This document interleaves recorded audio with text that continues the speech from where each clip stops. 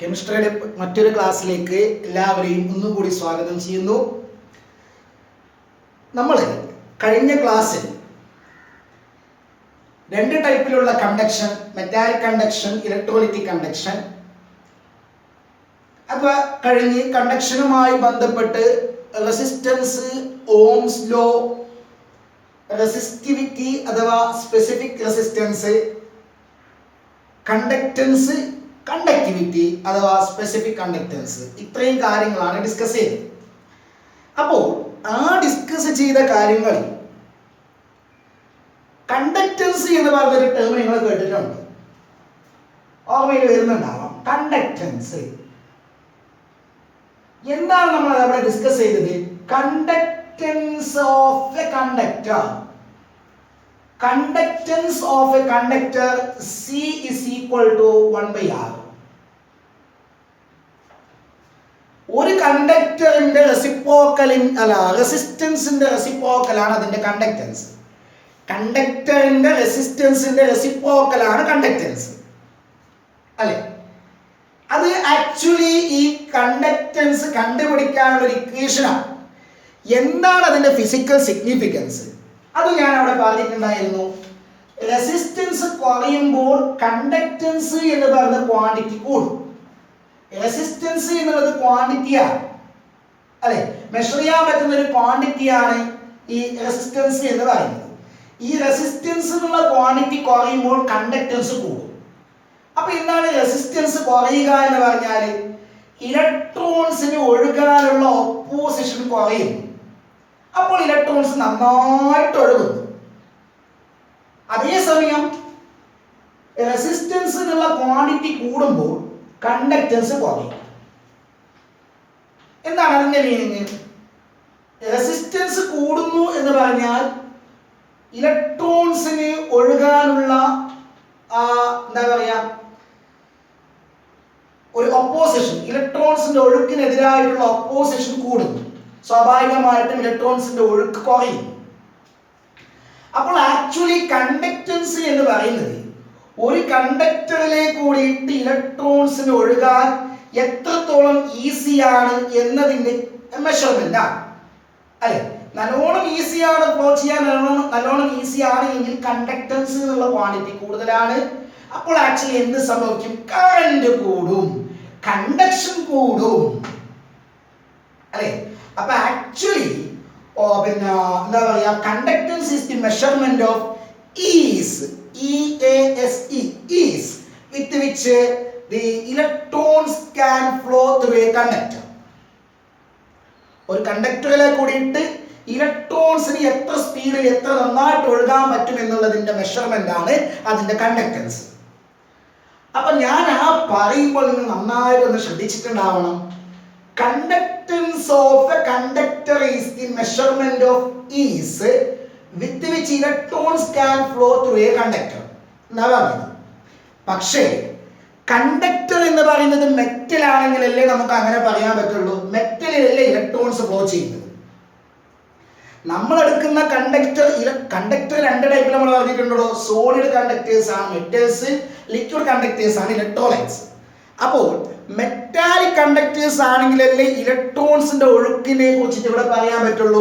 Electron ഒഴുകുന്നതിന്റെ എളുപ്പത്തിനെ സൂചിപ്പിക്കുന്ന ക്വാണ്ടിറ്റിയാണ് conductance എന്ന് പറഞ്ഞാൽ അത് മെറ്റലിന്റെ കേസിലല്ലേ പറയാൻ പറ്റുള്ളൂ.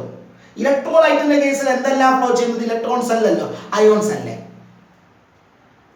ഓക്കെ. അപ്പൊ ഇലക്ട്രോലൈറ്റിന്റെ കേസിൽ ഇലക്ട്രോലൈറ്റിലെ കൂടിയിട്ട് അയോൺസ് എത്ര സ്പീഡിൽ എത്ര നന്നായിട്ട് മൂവ് ചെയ്യാൻ പറ്റുന്നു എന്നതിന്റെ ക്വാണ്ടിറ്റിയാണ് അവിടെ കണ്ടക്ടൻസ്. ഓക്കെ. അപ്പോ ചുരുക്കി പറഞ്ഞാൽ ഒരു കണ്ടക്ടർ അത് ഇലക്ട്രോലൈറ്റ് ആണെങ്കിൽ അയോൺസ്, മെറ്റൽ ആണെങ്കിൽ ഇലക്ട്രോൺസ്, മൊത്തത്തിൽ പറഞ്ഞാൽ ചാർജ് കാരിയേഴ്സ്. ചാർജ് കാരിയേഴ്സിന് എത്ര ഈസി ആയിട്ട് ഒഴുകാൻ പറ്റുന്നു എന്നതിന്റെ മെഷർമെന്റ് ആണ്, അതാണ് കണ്ടക്ടറിന്റെ കണ്ടക്റ്റൻസ് എന്ന് പറയുന്നത്. ഓക്കെ. ഇതിനെ നമുക്ക് വേറെ രീതിയിൽ പറയാം. അതാണ് ഇനി നിങ്ങൾ ശ്രദ്ധിക്കേണ്ടത്. Conductance of A metal is the conduction offered by the electrons of the metal. ഒരു മെറ്റലിന്റെ കഷ്ണം ഞാൻ എടുക്കും. ഇതാണ് ഒരു മെറ്റൽ പീസാണ്. ഇതിന്റെ കണ്ടക്റ്റൻസ് എന്ന് പറഞ്ഞാൽ ഇതിൽ എത്ര ഇലക്ട്രോൺസ് ഉണ്ട്, ഒരുപാട് ഇലക്ട്രോൺസ് ഇവിടെ ഉണ്ട്. ഇതെല്ലാം ഒഴുകും. ഒരുപാട് ഫ്രീ ഇലക്ട്രോൺസ്, ഇതിലുള്ള ഒരുപാട് ഫ്രീ ഇലക്ട്രോൺസ് ആണ് ഞാൻ ഇവിടെ കാണിച്ചിട്ടുള്ളത്. ഇതെല്ലാം ഒഴുകുന്ന സമയത്ത് എത്രയാണോ കണ്ടക്ഷൻ കിട്ടുന്നത് അതാണ് ഇതിന്റെ കണ്ടക്റ്റൻസ്. ഓക്കെ, നോക്കണം എന്താണ് all the electrons, it is the conduction offered by all the electrons of the metal. Okay, എന്നാണ് കണ്ടക്റ്റൻസിന്റെ വേറൊരു ഡെഫിനിഷൻ പറയുന്നത്. രണ്ടെണ്ണം പറഞ്ഞു കഴിഞ്ഞു. എന്താണ് ഇലക്ട്രോൺസ്, മെറ്റലിന്റെ കേസിൽ ഇലക്ട്രോൺസ് ഒഴുകാനുള്ളതിന്റെ ഈസിനെസിന്റെ മെഷർമെന്റ്. അത് കണ്ടുപിടിക്കാനുള്ള ഇക്വേഷൻ ആണ് 1/r.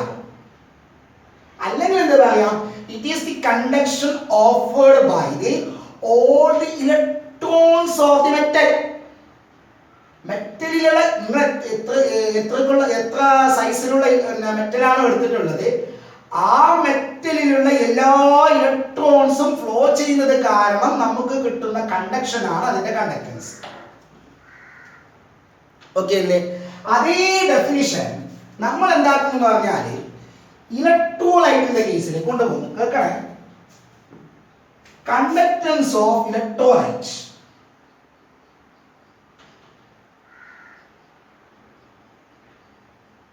കണ്ടക്റ്റൻസ് ഓഫ് ഇലക്ട്രോലൈറ്റ്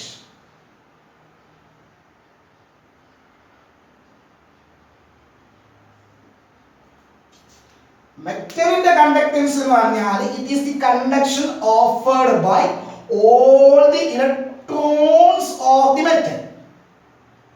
അത് ഇലക്ട്രോലൈറ്റിന്റെ കേസിൽ പറയുമ്പോൾ എങ്ങനെ പറയും? ഇലക്ട്രോലൈറ്റിൽ ഒഴുകുന്നത് ആരാണ്? ഇലക്ട്രോൺസ് അല്ലല്ലോ, അയോൺസ് അല്ലേ. അപ്പൊ അവിടെ നമ്മൾ എന്ത് പറയും? It is the conduction offered by all the ions of the electrolyte എന്നാണ്. It is the conduction offered by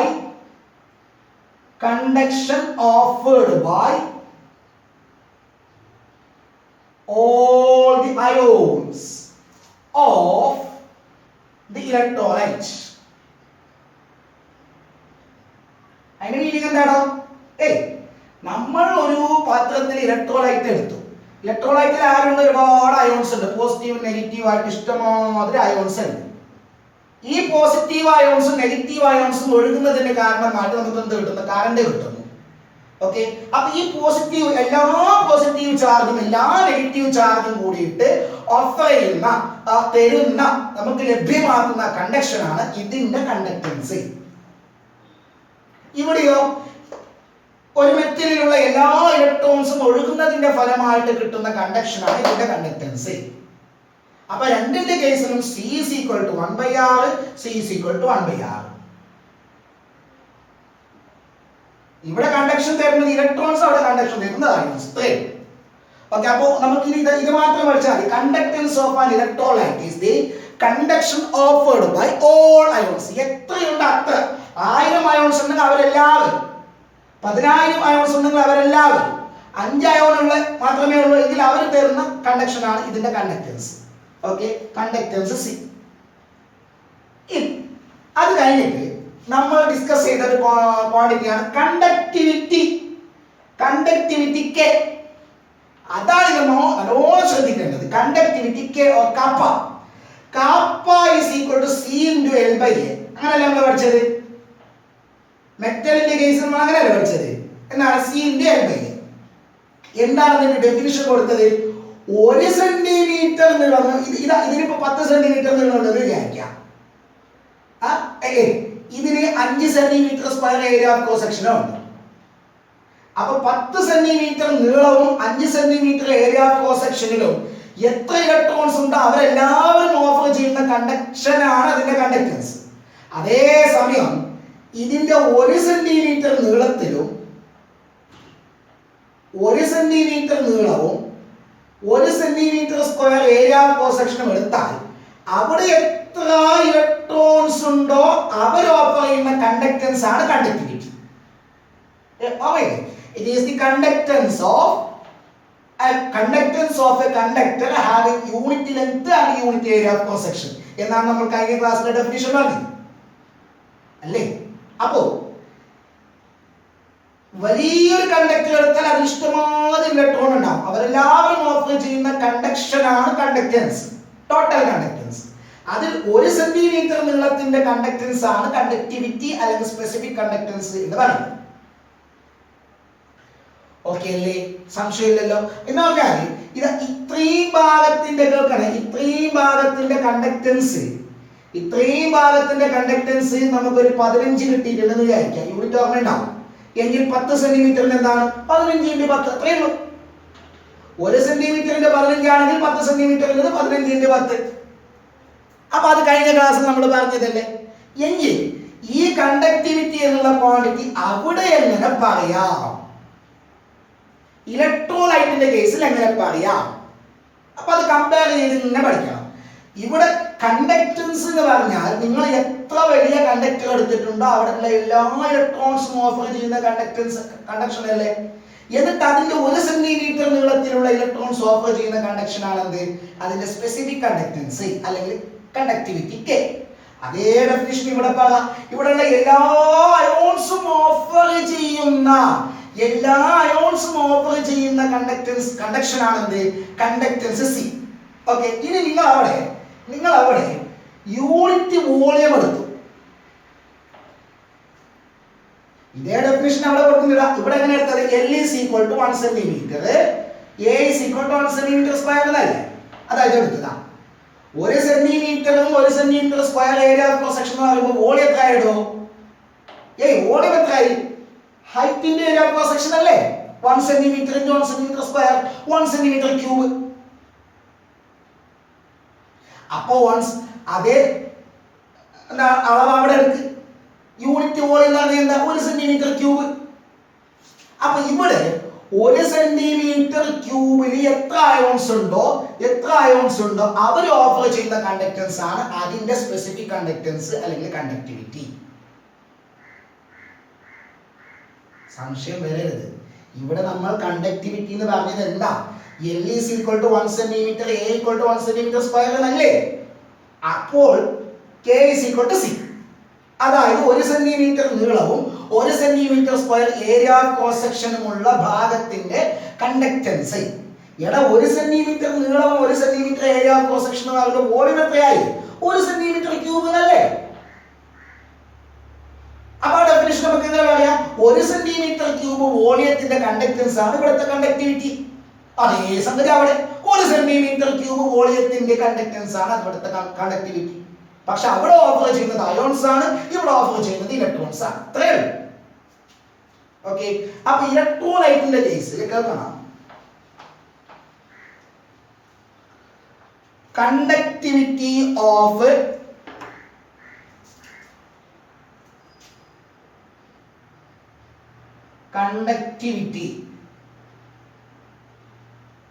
of electrolyte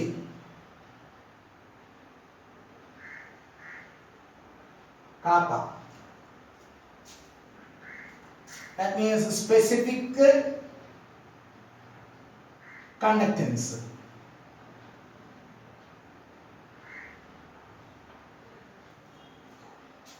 അതെന്താണ്, it is the conductance of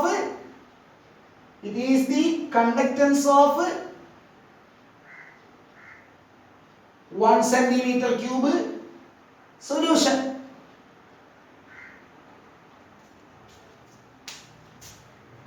അപ്പോൾ 1 സെന്റിമീറ്റർ ക്യൂബ് സൊല്യൂഷനിലുള്ള അയോൺസിന്റെ ഒഴുക്ക് കാരണം കിട്ടുന്നതാണ് സ്പെസിഫിക് കണ്ടക്ടൻസ്. എല്ലാ അയോൺസും തരുന്നതാണ് ടോട്ടൽ കണ്ടക്ടൻസ് അല്ലെങ്കിൽ conductance. Okay. അപ്പോൾ നിങ്ങൾക്കത് മനസ്സിലായിട്ടുണ്ടാകുമെന്ന് വിചാരിക്കുന്നു. ഓക്കെ. അപ്പോൾ ഒന്നുകൂടി ജസ്റ്റ് നമുക്കൊരു നിങ്ങൾക്ക് ക്ലിയർ ആവാൻ വേണ്ടിയിട്ട് ഒന്നുകൂടി വീണ്ടും റിപ്പീറ്റ് ചെയ്ത് പറയാണ്. ഒന്നുകൂടി ഒരു വലിയൊരു കണ്ടക്ടർ എടുത്താൽ അവരിലെ എല്ലാ ഇലക്ട്രോൺസും ഒഴുകുന്നത് മൂലം കിട്ടുന്ന കണ്ടക്ഷനാണ് എന്ത്, ടോട്ടൽ കണ്ടക്ടൻസ്. അതിലുള്ള 1 സെന്റിമീറ്റർ ക്യൂബ് വോളിയം, അതായത് 1 സെന്റിമീറ്റർ നീളവും 1 സെന്റിമീറ്റർ സ്ക്വയർ ഏരിയ ക്രോസ് സെക്ഷനിലുമുള്ള ഇലക്ട്രോൺസിന്റെ ഫ്ലോ വഴി കിട്ടുന്നതാണ് അതിന്റെ സ്പെസിഫിക് കണ്ടക്ടൻസ്. അത് മെറ്റലിന്റെ കേസിൽ. ഇലക്ട്രോലൈറ്റിന്റെ കേസിലോ ഒരു പാത്രത്തിൽ ഒരു ഇലക്ട്രോലൈറ്റ് എടുത്താൽ അതിൽ ഇഷ്ടമാതിരി അയോൺസ് ഉണ്ടാവും. അവരെല്ലാവരും ഒഴുകുന്നത് വഴി കിട്ടുന്ന കണ്ടക്ഷൻ ആണെന്ത്, അതിന്റെ ടോട്ടൽ കണ്ടക്ടൻസ്. അതിൽ യൂണിറ്റ് വോളിയത്തിൽ എത്ര അയോൺസ് ഉണ്ടോ അവരുടെ ഒഴുക്ക് വഴി കിട്ടുന്നതാണ് എന്ത്? Specific conductance. സംശയമില്ലല്ലോ. ഓക്കെ, അപ്പൊ അത് ഇനി ഇവിടെ ഇലക്ട്രോലൈറ്റിന്റെ കേസിലും സ്പെസിഫിക് കണ്ടക്ടൻസ് കണ്ടുപിടിക്കാനുള്ള ഇക്വേഷൻ ആണ് kappa is equal to C into L by A. അപ്പൊ അവിടെ ഒരു സംശയം വരും. സി എന്ന് പറഞ്ഞാൽ ഒക്കെ അതിന്റെ കണ്ടക്ടൻസ് ആണ്, അതായത് 1/r equal to 1/r into L by A. Okay, അത് ഓക്കെയാണ്. പിന്നെ ഇലക്ട്രോലൈറ്റിന്റെ കേസിൽ എന്താണ് എൽ, എന്താണ് എ? അതെന്തെന്ന് പറഞ്ഞാൽ ശരിക്കും നോക്കണേ. ഇലക്ട്രോലൈറ്റിലേക്ക് കൂടി കറന്റ് പാസ് ചെയ്യണമെങ്കിൽ നമ്മൾ എന്താക്കണം? ഇലക്ട്രോലൈറ്റ് നമ്മൾ എടുത്തു, ഇതിലെ കൂടി കറന്റ് പാസ് ചെയ്യണമെങ്കിൽ എന്ത് ചെയ്യണം? രണ്ട് ഇലക്ട്രോഡുകൾ ഡിപ്പ് ചെയ്യണ്ടേ? അതിൽ രണ്ട് ഇലക്ട്രോഡുകൾ ഡിപ്പ് ചെയ്തു. ഞാൻ രണ്ട് പ്ലാറ്റിനം ഇലക്ട്രോഡുകൾ ഡിപ്പ് ചെയ്തു എന്ന് വിചാരിക്കാം. എന്നിട്ട് അതിന്റെ താഴെ രണ്ട് പ്ലാറ്റിനം പ്ലേറ്റുകൾ വെച്ചു, ചെറിയ പ്ലേറ്റുകൾ വെച്ചു. ആ സെല്ല് കണക്ട് ചെയ്യണം, എങ്കിലേ അതിലേക്ക് കറന്റ് പാസ് ചെയ്യുന്നുള്ളൂ. ഓക്കെ, ഇലക്ട്രോളിസിസ് നടക്കുമ്പോൾ. അപ്പോൾ ഈ രണ്ട് ഇലക്ട്രോഡുകൾക്കിടയിലുള്ള നീളമാണ് എൽ. ഈ ഇലക്ട്രോഡിന്റെ ഈ പ്ലേറ്റ് ഉണ്ടല്ലോ, രണ്ട് പ്ലേറ്റ്, അതിന്റെ ഏരിയ ഓഫ് ക്രോസ് സെക്ഷൻ ആണ് എ. ഓക്കെ, അപ്പൊ ഇലക്ട്രോലൈറ്റിന്റെ കേസിൽ എൽ എന്നുള്ളത് ഇലക്ട്രോഡുകൾക്കിടയിലുള്ള നീളമാണ്, അല്ലെങ്കിൽ ഡിസ്റ്റൻസ് ആണ്. പിന്നെ എ എന്നുള്ളത് പ്ലേറ്റിന്റെ area. And this L by A is called cell constant in the case of electrolyte. Okay, and K is equal to C into cell constant. അങ്ങനെ പറയാം. ഓക്കെ, സംശയമില്ലല്ലോ. ഇനി അടുത്ത വളരെ ഇമ്പോർട്ടന്റ് ആയിട്ടുള്ള ഒരു ക്വസ്റ്റ്യൻ. നമ്മൾ ഒരു ഇലക്ട്രോലൈറ്റ് എടുത്തു. ഇതാണ് ഇലക്ട്രോലൈറ്റ്. കുറെ അയോൺസ് ആണ്, പോസിറ്റീവ് നെഗറ്റീവ് അങ്ങനെ ഒരുപാട് അയോൺസ് ഉണ്ട് ഇതിൽ. ഓക്കെ, അപ്പൊ ഈ അയോൺസ് എല്ലാം ഓഫർ ചെയ്യുന്ന കണ്ടക്ടൻസിന്റെ പേരെന്താ? അല്ല, എല്ലാ അയോൺസും ഓഫർ ചെയ്യുന്ന കണ്ടക്ഷന്റെ പേരെന്താ? Conductance C. യൂണിറ്റ് സെന്റിമീറ്റർ ക്യൂബിലുള്ള യൂണിറ്റ് വോളിയത്തിലുള്ള അയോൺസ് ഓഫർ ചെയ്യുന്ന കണ്ടക്ഷന്റെ പേരെന്താ? Specific conductance. ഓക്കെ, ഞാൻ ഇതിലേക്ക് വെള്ളം ഒഴിക്കുന്നു. വെള്ളം ഒഴിക്കുക എന്ന് പറഞ്ഞാൽ കോൺസെൻട്രേഷൻ കുറയും, ഡൈല്യൂഷൻ കൂടും. അതായത് ഡൈല്യൂട്ട് ചെയ്യുമ്പോൾ ഈ ഇലക്ട്രോലൈറ്റിന്റെ ഈ രണ്ട് ക്വാണ്ടിറ്റികൾക്ക് എന്ത് മാറ്റം വരും? കണ്ടക്ടൻസിന് എന്ത് മാറ്റം വരും? സ്പെസിഫിക് കണ്ടക്ടൻസിന് എന്ത് മാറ്റം വരും? സിക്ക് എന്ത് മാറ്റം വരും? കേക്ക് എന്ത് മാറ്റം വരും? ഒന്ന് പറഞ്ഞേ. എന്താണ്? സി മാറില്ല. എന്ത്? നമ്മൾ വെള്ളം ഒഴിക്കുന്നു എന്നതുകൊണ്ട് നേരെ നോക്കണം.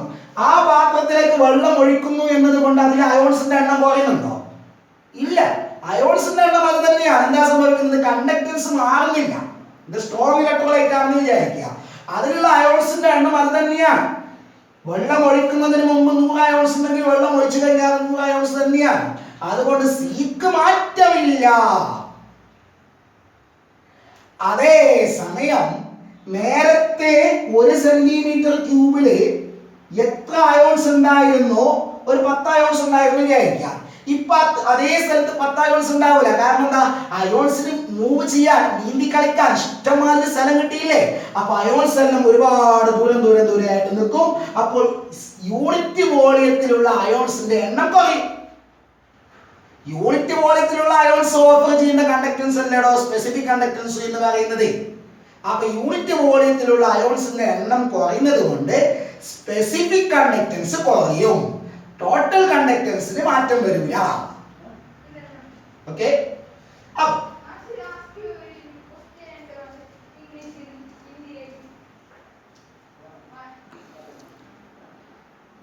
Next, factors affecting electrolytic conduction. Factors affecting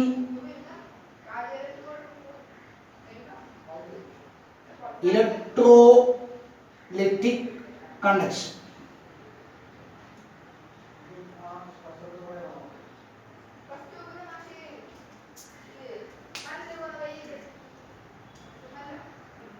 നിങ്ങൾ ആ ഹെഡിങ് ഒന്ന് ശ്രദ്ധിക്കണം. ഇലക്ട്രോലൈറ്റിക് കണ്ടക്ഷനെ ഡിപ്പെൻഡ് ചെയ്യുന്ന ഫാക്ടേഴ്സ് എന്നാണ് ഹെഡിങ്. കുറച്ച് കഴിയുമ്പോൾ വേറെ കുറച്ച് ഫാക്ടേഴ്സ് പഠിക്കാനുണ്ട്. അപ്പോൾ ഇതൊന്ന് കൺഫ്യൂഷൻ ആവാൻ പാടില്ല. നമ്മൾ ടോട്ടൽ കണ്ടക്ഷൻ രണ്ട് രീതിയിലാണ് പറഞ്ഞത്, metallic conduction and electrolytic conduction. അതിൽ ഇലക്ട്രോലൈറ്റിക് കണ്ടക്ഷനെ നമുക്ക് പഠിക്കാനുള്ളൂ. ആ ഇലക്ട്രോലൈറ്റിക് കണ്ടക്ഷനെ ഡിപ്പെൻഡ് ചെയ്യുന്ന ഫാക്ടേഴ്സ്. എന്താ electrolytic conduction? It is the conduction offered by the flow of it is the conduction obtained by the flow of ions in an electrolyte. അപ്പോൾ അതിനെ ഡിപ്പെൻഡ് ചെയ്യുന്ന ഫാക്ടേഴ്സ്, അതായത് അത് എപ്പോൾ കൂടും അത് എപ്പോൾ കുറയും. പ്രധാനമായിട്ടും 4 ഫാക്ടേഴ്സാണ് ഇലക്ട്രോലൈറ്റിക് കണ്ടക്ഷനെ ഡിപ്പെൻഡ് ചെയ്യുന്നത്.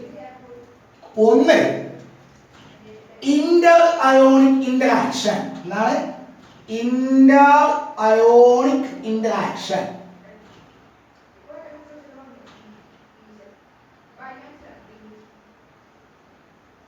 എന്ന് പറഞ്ഞാൽ നമ്മളൊരു ഇലക്ട്രോലൈറ്റ് എടുത്തു കഴിഞ്ഞാൽ ആ ഇലക്ട്രോലൈറ്റിൽ ഫോർ എക്സാമ്പിൾ അക്വസ് NaCl,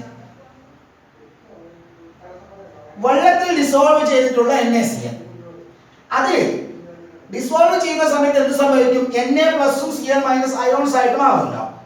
അപ്പൊ ഇതിൽ ഒരുപാട് Na+ Cl- അയോൺസ് ഉണ്ട്. തീർച്ചയായിട്ടും ഈ അയോൺസ് ആക്ച്വലി അതെന്താണ്?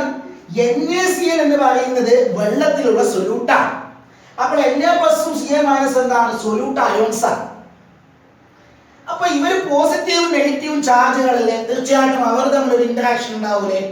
ആ ഇന്ററാക്ഷന്റെ പേരാണ് ഇന്റർ അയോണിക് ഇന്ററാക്ഷൻ.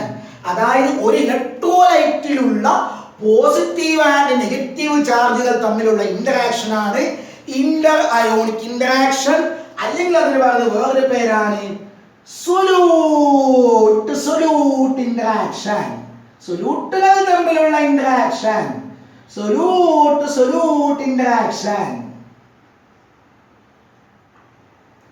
ഞാൻ ചോദിക്കട്ടെ, ഈ ഇന്ററാക്ഷൻ കൂടി എന്ന് വിചാരിക്കുക, ഇവര് തമ്മിൽ ഭയങ്കരമായിട്ടുള്ള അട്രാക്റ്റീവ് ഫോഴ്സ്, എന്ത് സംഭവിക്കും? അയോൺസിന് മൂവ് ചെയ്യാൻ പറ്റൂല. ഇവര് തമ്മിലുള്ള അട്രാക്റ്റീവ് ഫോഴ്സ് കൂടുതലാണ് എങ്കിൽ എന്ത് സംഭവിക്കില്ലടോ? Na+നും Cl- ആ സൊല്യൂഷനിൽ കൂടിയിട്ട് സ്വതന്ത്രമായിട്ട് മൂവ് ചെയ്യാൻ പറ്റൂല. ഫ്രീഡം ഓഫ് മൂവ്മെന്റ് കുറയും. നമ്മൾ പഠിച്ചു എന്ത്? ഈ കണ്ടക്ഷൻ നടക്കുന്നത് എങ്ങനെയാണ്? അയോൺസിന്റെ മൂവ്മെന്റ് വഴിയല്ലേ. അപ്പൊ ഈ ഇന്ററാക്ഷൻ കൂടുതലാണെങ്കിൽ മൂവ്മെന്റ് കുറയും. മൂവ്മെന്റ് കുറയുമ്പോൾ കണ്ടക്ഷൻ കുറയും. So as the inter-ionic interaction increases, electrolytic conduction decreases. Okay, as the interaction increases, conduction decreases. The next thing, രണ്ടാമത് solvation of ions. Solvation of ions. അതെന്താണ്?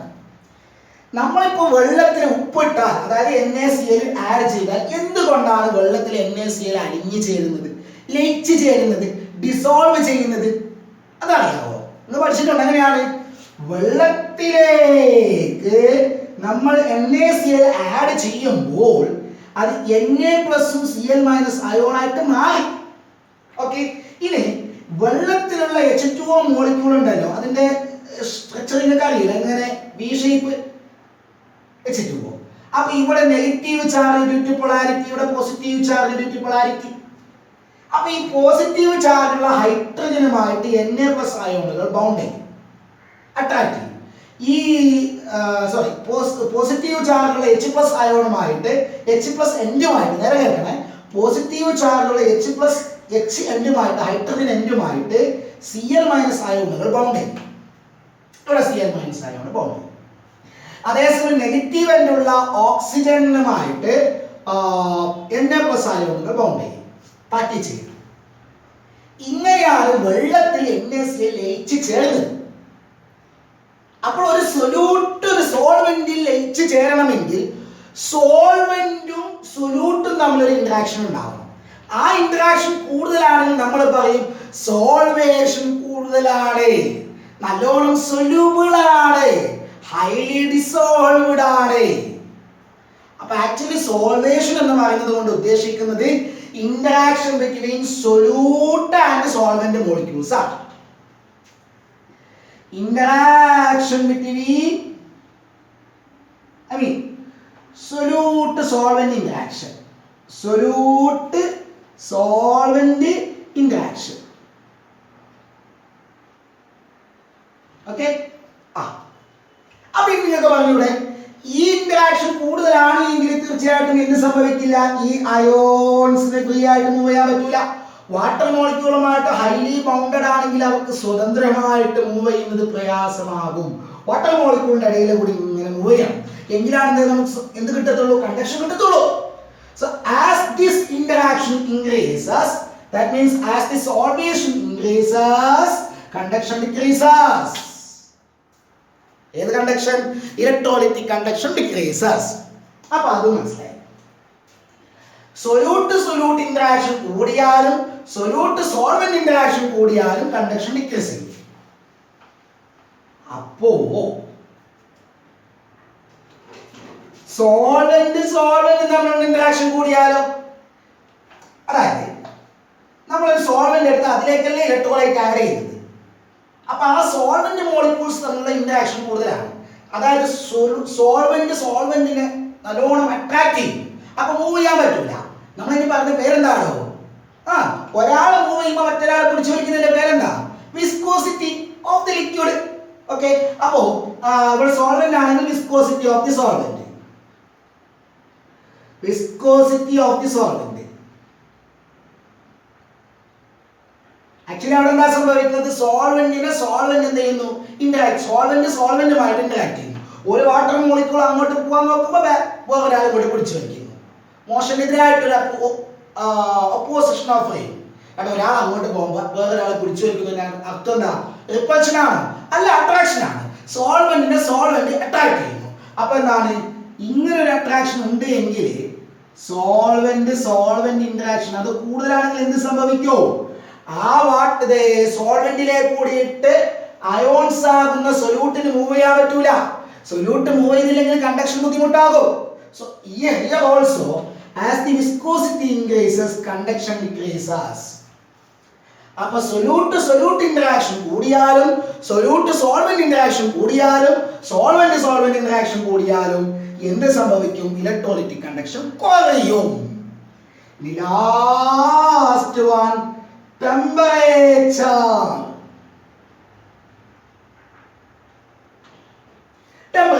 ഡിപ്പെൻഡ് ചെയ്യുന്നു. നിസ്സംശയം പറയാം, നമ്മളെങ്ങാനും ഇതിനെ ചൂടാക്കുന്നു എങ്കിൽ എന്ത് സംഭവിക്കുന്ന അറിയാവോ, സൊല്യൂഷനിലുള്ള ഏത് സൊല്യൂഷൻ, ഇലക്ട്രോലൈറ്റ് സൊല്യൂഷനിലുള്ള സൊല്യൂട്ടിന്റെ കൈനറ്റിക് എനർജിയും കൂടും, സോൾവെന്റിന്റെ കൈനറ്റിക് എനർജിയും കൂടും. അതായത് സൊല്യൂട്ട് ഇന്ററാക്ഷൻ കുറയും, സോൾവെന്റ് ഇന്ററാക്ഷൻ കുറയും, സോൾവെന്റ് ഇന്ററാക്ഷൻ കുറയും, എല്ലാം കുറയും. ഇതെല്ലാം കുറഞ്ഞ കണ്ടക്ഷൻ കൂടും. അതായത് as the temperature increases, the effect of above three factors diminishes and the conduction increases. So as the temperature increases, conduction increases, electrolytic conduction increases. Okay, അപ്പോൾ ഈ മൂന്ന് ഫാക്ടേഴ്സിനെയും ഡിമിനിഷ് ചെയ്യാനുള്ള അല്ലെങ്കിൽ സപ്രസ് ചെയ്യാനുള്ള ഒരു ഫാക്ടറാണ് ലാസ്റ്റത്തെ ഫാക്ടർ, ടെമ്പറേച്ചർ. ഓക്കെ അല്ലേ, സിമ്പിൾ ആണ്. അപ്പോൾ ഈ ടോപ്പിക്കിൽ നമ്മൾ പറഞ്ഞത് കണ്ടക്ടൻസ് എന്ന് നമ്മൾ ആദ്യം മൊത്തത്തിൽ പറഞ്ഞതാണ്, മെറ്റൽസിനും ഇലക്ട്രോലൈറ്റിനും. പിന്നെ അത് ഇലക്ട്രോലൈറ്റിന് മാത്രമായിട്ട് പറയണം. ഇലക്ട്രോലൈറ്റിലുള്ള എല്ലാ അയോൺസും ഓഫർ ചെയ്യുന്ന കണ്ടക്ഷൻ ആണെന്ത്, ടോട്ടൽ കണ്ടക്ടൻസ് സി. അതിൽ യൂണിറ്റ് വോളിയത്തിലുള്ള അയോൺസ് ഒഴുകുന്നത് മൂലം കിട്ടുന്ന കണ്ടക്ഷൻ ആണെന്ത്, സ്പെസിഫിക് കണ്ടക്ടൻസ്. ഓക്കെ, അവിടെ ഒരു term L/A is called cell constant. Okay, so in the case of electrolyte, K is equal to C into cell constant. ഇനി അവിടെ അറിയേണ്ട കാര്യം, നമ്മളെങ്ങാനും ഡൈല്യൂട്ട് ചെയ്യുമ്പോൾ സ്പെസിഫിക് കണ്ടക്ടൻസിന് എന്ത് മാറ്റം വരും, സ്പെസിഫിക് കണ്ടക്ടൻസ് കുറയും, K കുറയും. കാരണം എന്താണ്, വെള്ളം ഒഴിക്കുന്ന സമയത്ത് യൂണിറ്റ് വോളിയത്തിലുള്ള അയോൺസിന്റെ എണ്ണം കുറയും. ഓക്കെ അല്ലേ. ഇനി ഇലക്ട്രോലൈറ്റിക് കണ്ടക്ഷൻ ഡിപ്പെൻഡ് ചെയ്യുന്ന 4 ഫാക്ടേഴ്സ്. ഓക്കെ, നെക്സ്റ്റ് ബാക്കി ടോപ്പിക് അടുത്ത സെക്ഷനിൽ.